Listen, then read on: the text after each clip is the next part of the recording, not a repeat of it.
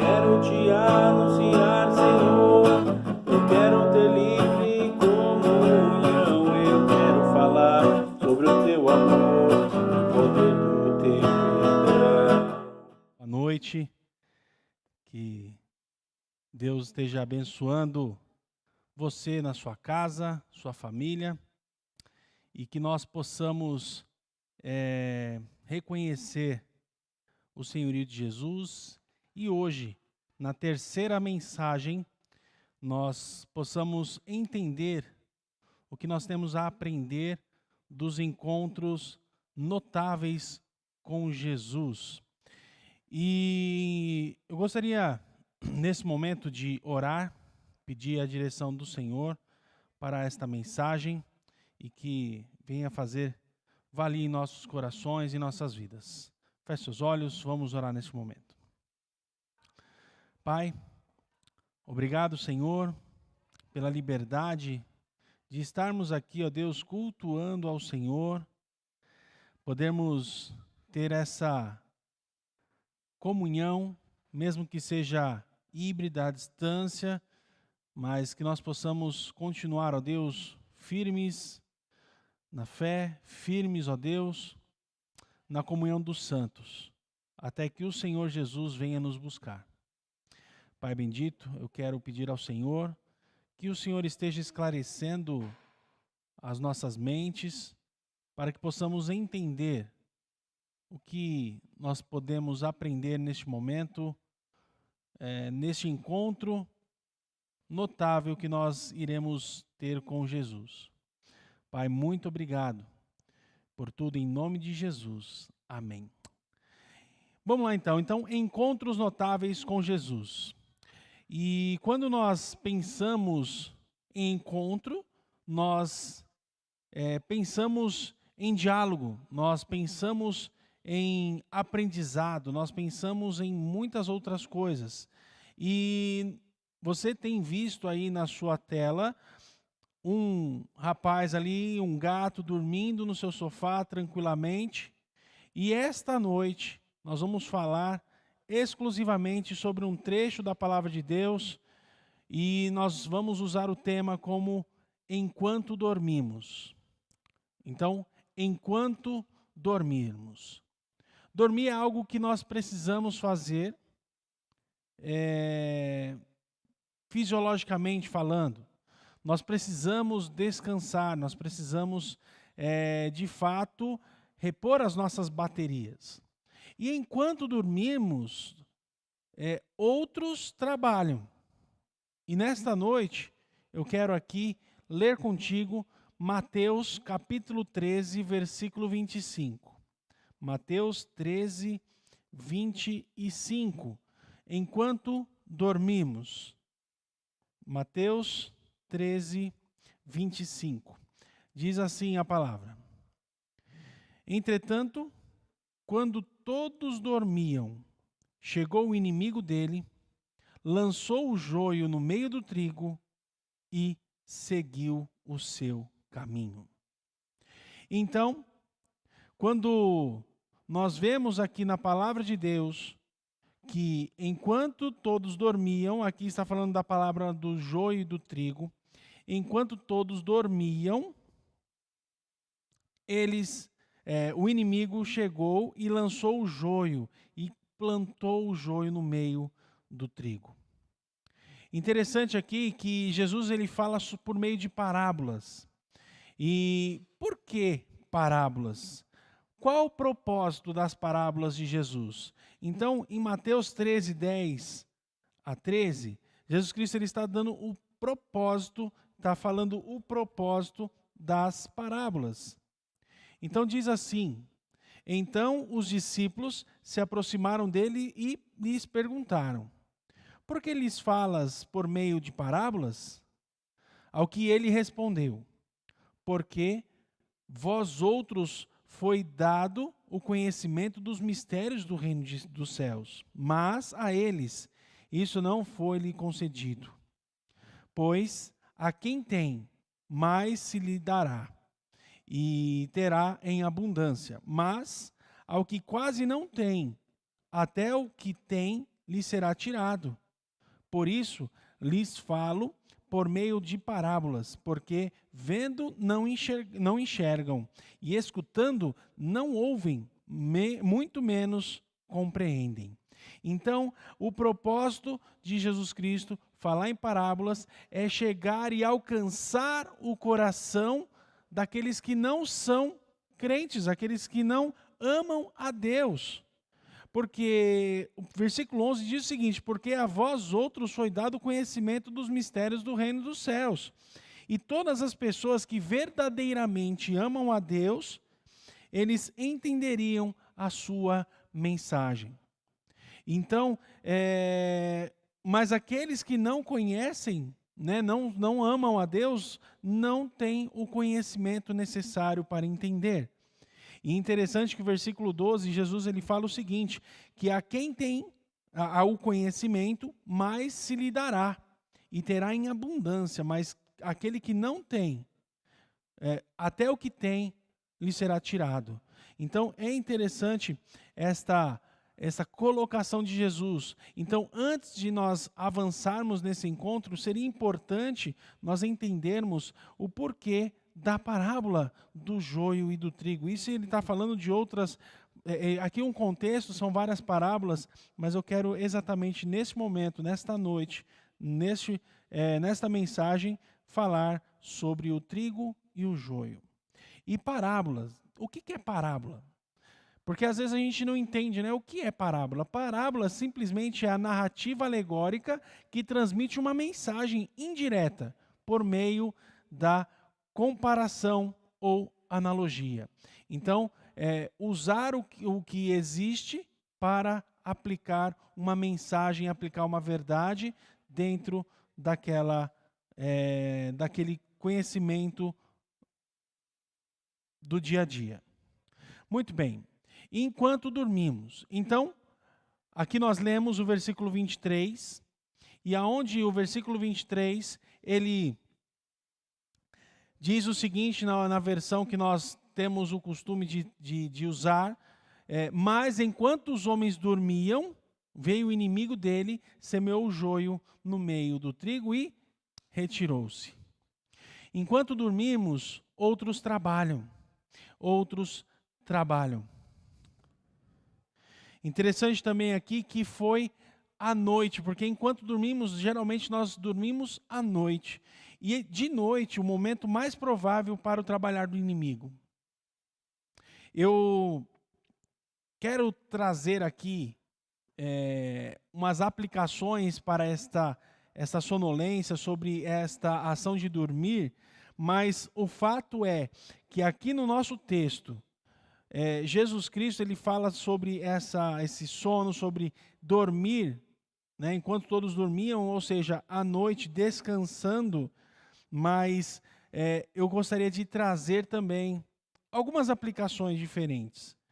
Então, quando Jesus Cristo fala desse dormir, ele não está falando que é culpa deles, mas sim que é uma necessidade. E enquanto nós temos a nossa necessidade de descansar, o outro trabalha. O inimigo trabalha. E então, eu quero trazer aqui 4 assuntos, 4 pontos importantes para então aplicarmos em nossa vida, como igreja, em nossa vida, como servos do Senhor. Então, primeiro, dentro da igreja há muito descaso. E na questão do dormir, nós podemos aplicar sobre o descaso. Quando nós temos um descaso, é quando nós não damos a devida atenção às coisas que acontecem. E olha só o que Jesus diz, em Mateus 13, 25. Mas, enquanto os homens dormiam, quando nós estamos dormindo, geralmente nós não sabemos o que está acontecendo ao nosso redor. E quando nós não sabemos o que acontece ao nosso redor, nós deixamos de abençoar pessoas, nós deixamos de ver as necessidades das pessoas, nós deixamos de fazer a vontade e o propósito de Deus como igreja. O inimigo, ele simplesmente veio, lançou o joio no meio do trigo e seguiu o caminho. Versículo 28. Ele, porém, lhe respondeu, quando na verdade, os servos perguntaram ao seu senhor da plantação, dono da plantação, e perguntou, né, por que isso aconteceu? Você não plantou só semente boas? Então ele respondeu, um inimigo fez isto. Então os servos lhe propuseram, Senhor, queres que vamos e arranquemos o joio? Então, entende que o joio no meio do trigo, as pessoas queriam tirar, queriam fazer uma parte. Por quê? Porque eles estavam dormindo. E muitas vezes, nós dormindo, nós não sabemos o que está acontecendo. Saber o que está acontecendo no meio do povo é importante para aplicarmos e fazermos a vontade do Senhor. E enquanto dormimos, outros trabalham. Interessante que, além disso, enquanto dormimos, veio o inimigo dele. O trabalhar do inimigo, ele é sutil. Ele é sutil. Várias vezes, vários acontecimentos, nós já tivemos conhecimento na história de que o inimigo ele vem sorrateiramente, ele vem devagar, minando. E muitas vezes o inimigo ele é disfarçado de servo de Deus, disfarçado. Quantas igrejas se desfizeram por conta desse joio que o inimigo plantou? Quantas igrejas se desfizeram por causa desse joio que o inimigo plantou? Interessante que as coisas vão devagar e as pessoas vão militando contra a liderança, militando contra as ações de Deus. O coração das pessoas que estão prontas a servir, elas são facilmente agarradas por esse tipo de ação pelo inimigo que é sorrateiro, que ele é sutil. É sutil. Então, se você está desanimado, se você está com a sua fé abalada, se você está triste, tristonho, deprimido espiritualmente, saiba, Deus está contigo e você tem que servir a esse Deus com os dons e talentos que você tem recebido. Então, enquanto dormirmos, o inimigo veio e semeou o joio no meio do trigo e retirou-se. Ele não fica no meio, ele se retira. Então o joio ele é imprescindível, ou melhor, ele é imperceptível antes que amadureça. Eu vou aqui no final, segura aí, tá bom? Fica até o final da mensagem, que ao final da mensagem eu vou explicar a diferença do joio e do trigo, e que é uma diferença que ela só aparece depois que amadureça a espiga, tá? E a espiga não é de milho, é espiga de trigo. Ela amadureça e aí dá para perceber a diferença do joio e do trigo. Então, o joio é imperceptível. Enquanto está aí, a coisa vai acontecendo e ninguém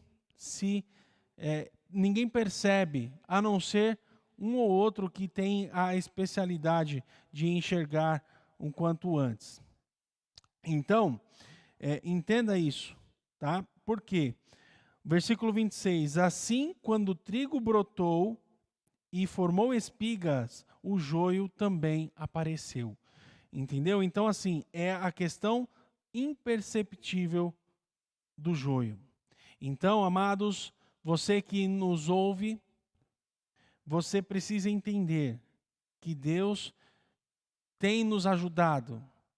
E mesmo quando nós dormimos, o inimigo vem, mas Deus nos dá a ferramenta para identificarmos essas ações, que é quando amadurece. Mas, se você está pensando aí em identificar o joio, não se preocupe com isso. Próximos passos aí da mensagem você vai ver. Então, não não fique atento a querer tirar o joio, porque esse é um trabalho dos ceifeiros e não um trabalho nosso. É um trabalho de Deus. Porque é importante que cresçam juntos para você não arrancar o trigo, que é importante, né? Que é um alimento importante. Então, lembre-se disso, enquanto dormimos, então o inimigo veio e também semeou o joio no meio do trigo e retirou-se. Segundo ponto. Segundo ponto é que se uma igreja é viva, ela cresce. Tudo que é vivo cresce. Tudo que é vivo cresce. Enquanto estamos vivos, estamos crescendo. A unha cresce, o cabelo cresce, a barriga cresce, tudo cresce. Então, enquanto a igreja ela é viva, ela cresce. Olha só o versículo 26. Assim, quando o trigo brotou e formou espigas, o joio também apareceu. É importante o crescimento da igreja. É importante o crescimento naquilo que nós podemos apresentar, que é dar frutos. E quando a erva cresceu e produziu fruto, apareceu também o joio. Então, lembre-se disso. Um crescimento apresentável, um crescimento que é um crescimento que dá para se notar, é tangível, é aquele crescimento que dá fruto. Nós somos igreja. Eu sou igreja, você é igreja, nós somos igreja, igreja do Deus vivo, templo do Espírito Santo. E quando nós crescemos espiritualmente, nós damos fruto. Se você quer ter esse domínio, quer ter essa noção e enquanto você dormir, você crescer, cresça produzindo frutos. Deus, Ele está conosco. E então, nós podemos crescer. Mesmo com os inimigos, mesmo que o inimigo venha querer nos derrubar, mesmo que o inimigo coloque coisas na nossa mente. Olha, você não é capaz. Olha, ninguém te dá valor. Olha, você é irrelevante. Não. Não deixe com que isso aconteça e passe pela sua cabeça. Porque você precisa produzir frutos. E você tem dom e talentos. Produza frutos. Produza frutos. Então, quando a erva cresceu, produziu frutos. E apareceu também o joio. Então, se cresce, todo mundo junto, tudo junto. Mas o importante é crescer. O importante é crescer. E o terceiro ponto. Terceiro ponto é o seguinte. Numa igreja, há pessoas proativas. Terceira lição que nós tiramos deste ponto aqui, deste assunto, é que na igreja há pessoas proativas. E a proatividade é importante. E o versículo 27 e 28. Os servos do dono da plantação foram até ele e perguntaram: Senhor, não semeaste boa semente em teu campo? Então, de onde vem o joio? Aí, a gente entende que os servos, eles meio que fingiram demência. Porque eles estavam dormindo, não viram nada acontecer e ali sabia que a plantação ela pode ter várias mudanças por N motivos, né? Por passarinho, por vento, enfim, por N motivos pode haver uma mudança na plantação. E aí o Senhor respondeu: um inimigo fez isto. Então os servos lhe propuseram: Senhor, queres que arranquemos o joio? De onde vem o joio? De onde vem o joio? O joio, no caso do nosso texto, é plantado pelo inimigo.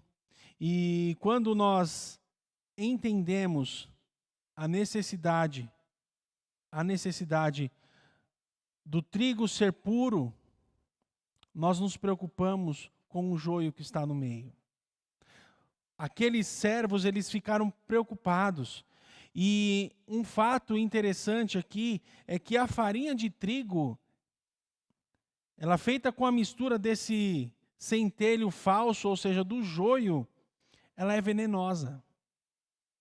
Se misturar o joio e o trigo na farinha, ela se torna venenosa. Olha só que ponto que nós chegamos quando nós olhamos para esse texto, tão profundo e tão rico em detalhes. E por que o joio? E por que o joio? O joio, ele envenena a farinha. E a farinha, a farinha ela serve para fazer alimentos, não somente o pão, mas também N alimentos. O servo se preocupa, mas precisa do aval do Senhor.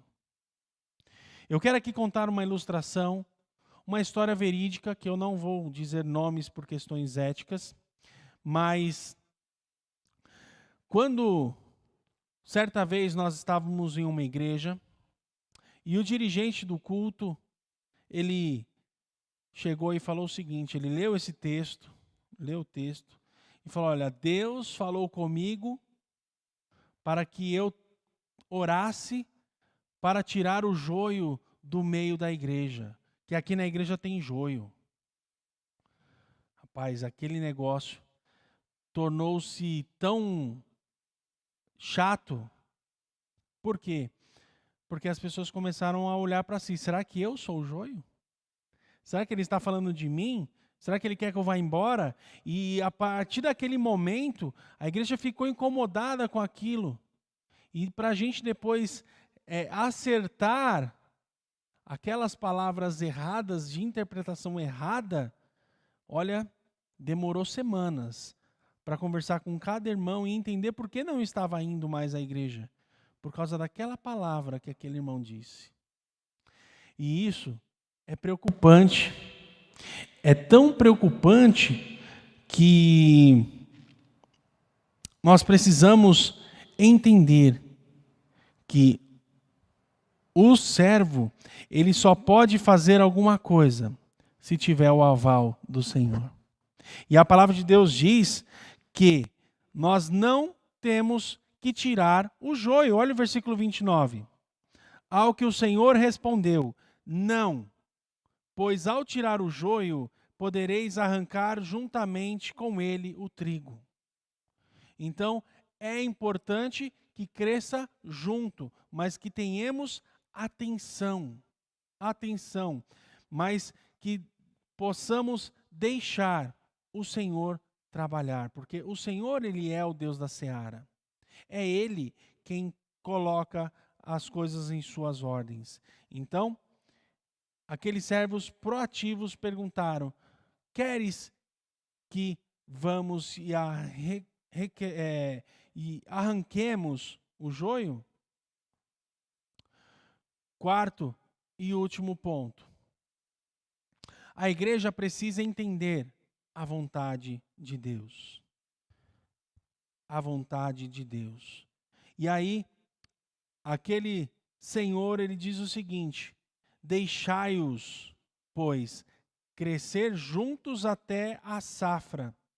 E no tempo da colheita, direi aos ceifeiros, primeiro ajuntai o joio e amarrai-o em feixes, para ser queimado. Mas o trigo recolhei-o no meu celeiro. Então, Mateus 13:30. Deixai-o crescer até a colheita, até ficar maduro, até ficar economicamente viável. Para eles, que era uma parábola, eles precisavam entender. Então, Jesus falou, olha, até que se torne economicamente viável, vocês têm que deixar aí o joio no meio do trigo. Ou depois que os ceifeiros puderem ver, que seja visível, para poder eles tirarem. Não vai ser o servo, mas sim os ceifeiros. Então, primeiro ajuntai o joio. Primeiro ajuntai o joio. Atai-o em feixes para ser queimado. Nós estamos na escola dominical, nós terminamos o assunto de escatologia e ficou muito claro a questão dos últimos momentos, dos últimos tempos, aonde haverá ceifa, aonde Deus vai enviar os seus anjos para fazer a ceifa e lançar no fogo o ímpio. E aqui na parábola que Jesus tem trazido é o seguinte, que existem ímpios no meio do povo de Deus, mas deixa eles aí. Quem sabe eles se convertam, né? Na nossa imagem, no nosso entender, quem sabe eles se convertam. Fisicamente eles não conseguem se converter diante desse detalhe de joio. O joio não vira trigo. Mas nós, como igreja, nós temos que apoiar e acolher a todos, porque nós não sabemos quem é quem.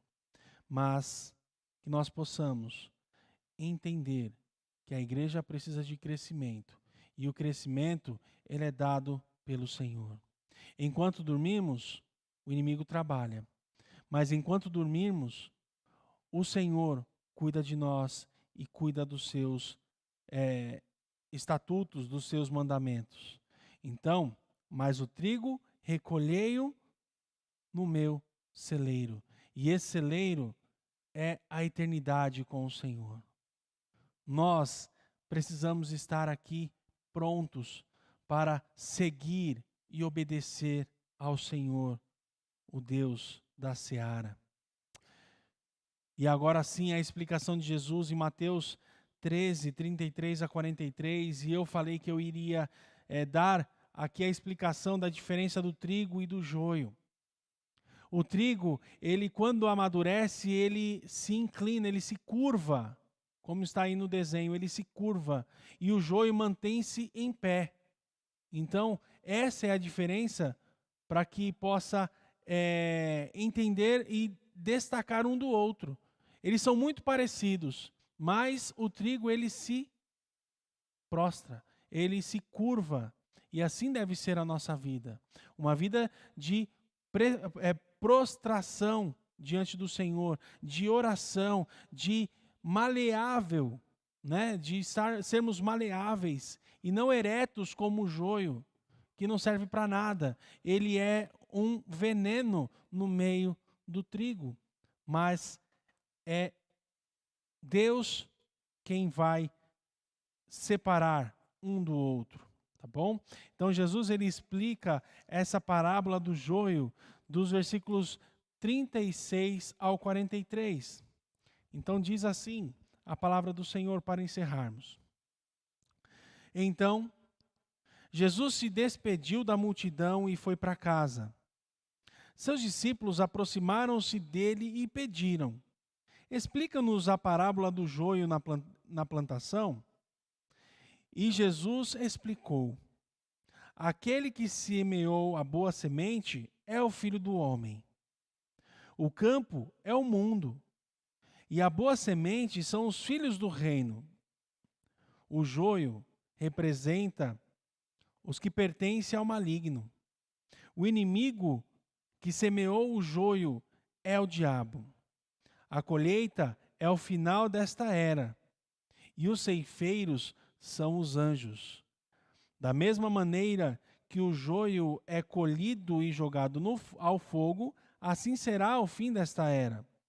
O Filho do Homem mandará os seus anjos e lhes ceifarão para o seu reino, tudo o que causa tropeço e todos o que praticam o mal. Eles os lançarão na fornalha ardente e ali haverá pranto e ranger de dentes. Então os justos reluzirão como o sol do reino a seu Pai. Aquele que tem ouvidos para ouvir, ouça. Então, amados, ele explicou, falando do final, falando da separação, falando de quem é o joio, quem é o trigo, quem é o semeador, quem é o inimigo. E dentro disso, nós precisamos entender e não nos preocupar, porque Deus tem o controle e o controle está nas mãos dele. Enquanto dormirmos, o Senhor, ele está no controle. Ele está cuidando de nós, cuidando da igreja. E não se perturbe se o joio for lançado no meio da igreja. Por quê? Porque Deus sabe quem é quem. E no momento oportuno, Deus vai ceifar esse joio. E nós estaremos juntos, purificados diante do Senhor.